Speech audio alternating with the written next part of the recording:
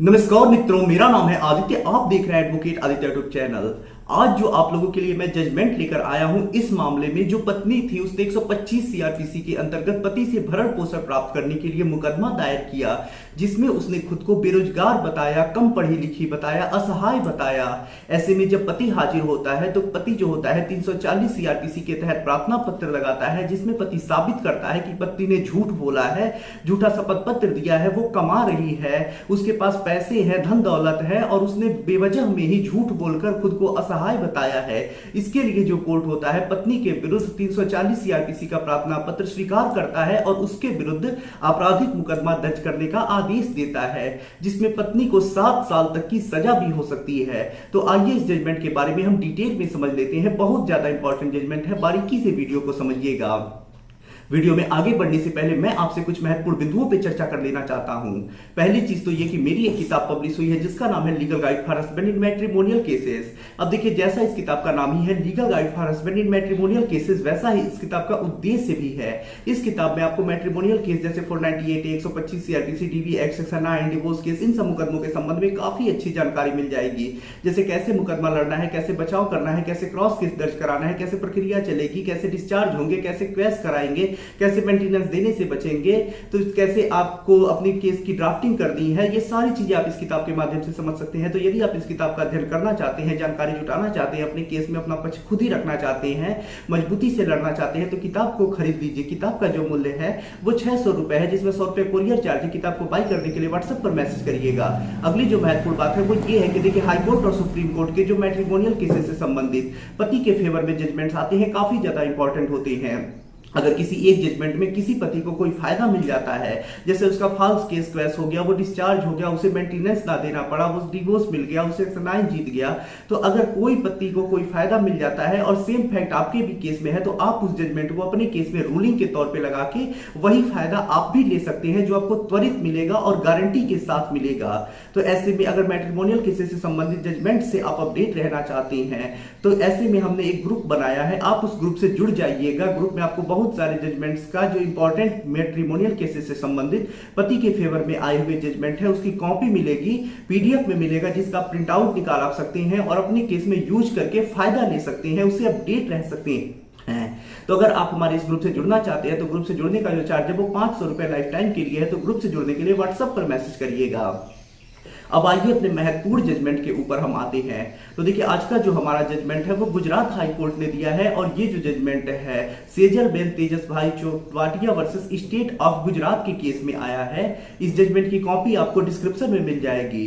तो देखिए, ये जो मामला है इसमें 340 सीआरपीसी का प्रार्थना पत्र पत्नी के विरुद्ध अलाउ हुआ है और पत्नी के विरुद्ध आपराधिक मुकदमा दर्ज करने का आदेश हुआ है। मामले में होता कुछ ऐसा है कि जो पत्नी होती है 125 सीआरपीसी के अंतर्गत भरण पोषण प्राप्त करने के लिए एक मुकदमा दायर करती है। जब पत्नी ये मुकदमा दायर कर देती है तो उसमें वो खुद को बेरोजगार बताती है, असहाय बताती है, ऐसा कहती है कि वो कुछ नहीं करती है और इसका वो एफिडेविट भी दे देती है। इसके बाद जब पति कोर्ट में हाजिर होता है तो वो अपनी जवाबदेही लगाता है, जिसमें पति बताता है कि जो पत्नी है इसका पूर्व में भी एक बार डिवोर्स हो चुका है, जिसमें उसे एक भारी मात्रा में एलुमनी भी मिली है। साथ ही साथ पत्नी के पास एक बड़े अमाउंट की एफडी भी है और साथ ही साथ पत्नी कुछ बिजनेस कर रही है जिससे लगभग वो 40,000 रुपए प्रति माह कमा रही है।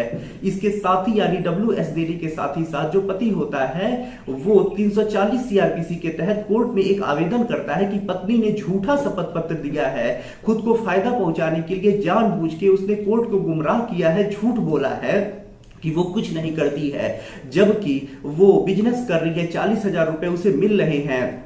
उसका पूर्व में डिवोर्स हुआ है, उससे भी एक भारी मात्रा में उसे एलुमनी मिला, साथ ही साथ उसके पास एक बड़ी अमाउंट में एफडी भी है और इन सारी चीजों का साक्ष्य कोर्ट में पति जो होता है पेश करता है। जब कोर्ट 340 सीआरपीसी की सुनवाई करता है तो उसमें कोर्ट यही पाता है कि जो पत्नी है उसने जानबूझ के ये झूठ बोला और इन सारे तथ्यों को छुपाया और पति ने जो साक्ष्य दिए उससे साबित होता है कि पत्नी ने जानबूझ के झूठ बोला है और वो कमा रही है और खुद को कोर्ट में लेकिन असहाय बता रही है, बेरोजगार बता रही है। है। तो ऐसे कोर्ट को गुमराह करना एक प्रकार का अपराध है और ऐसे में ऐसी पत्नियां जो इस प्रकार की गलती कर रही हैं, झूठ बोल रही हैं, उनके विरुद्ध सख्त से सख्त कार्यवाही किया जाना चाहिए। और जो कोर्ट होता है पत्नी के विरुद्ध आपराधिक मुकदमा इसलिए कि उसने झूठा शपथ पत्र दिया, झूठ बोला कोर्ट में, खुद को बेरोजगार बताया जबकि कमा रही थी, उसके पास पैसे थे, इसके लिए मुकदमा दर्ज करने का आदेश कर देता है जिसमें उसे 7 साल तक की सजा भी हो सकती है। उसके बाद जो पत्नी होती है अपील में हाई कोर्ट जाती है।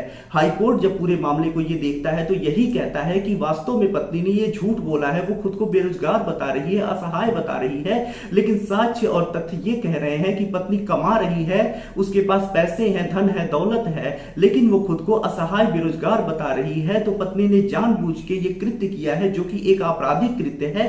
कोर्ट में इस प्रकार के झूठे तथ्य बताना, झूठे बातें बोलना, झूठे शपथ पत्र देना एक प्रकार का खुद अपराध है।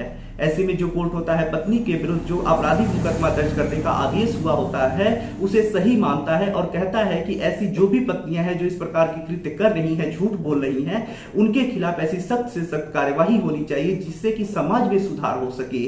तो ऐसे में अगर आपकी भी पत्नी ने इस प्रकार का झूठ बोला है, झूठे शपथ पत्र दिए हैं, वो कमा रही है लेकिन खुद को बेरोजगार बता रही है, तो आप 340 सीआरपीसी का प्रार्थना पत्र दे करके इस जजमेंट को रूलिंग के तौर पे लगा के उसके विरुद्ध मुकदमा दर्ज करा सकती है।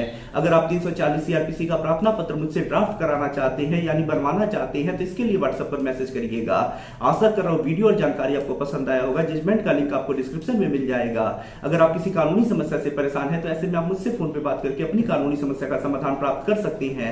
मेरा व्हाट्सएप नंबर स्क्रीन पे दिखाई दे रहा होगा। आशा करता हूं वीडियो और जानकारी आपको पसंद आई होगी।